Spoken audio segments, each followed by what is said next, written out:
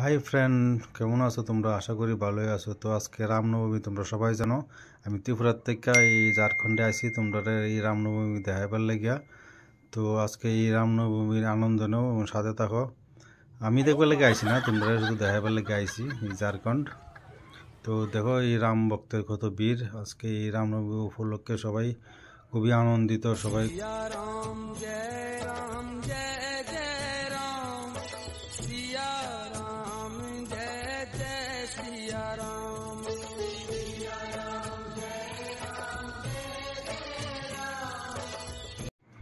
তো ফ্রেন্ড, এই রামনবমী দেখে তোমরা ভালো লাগছে নি? কমেন্ট করে জানাইও। আর তোমরা কোন কোন জায়গার কি কি দেখতে চাও, কোন স্টেটে কি দেখতে চাও আমার কমেন্ট করে কইও, আমি যাবো।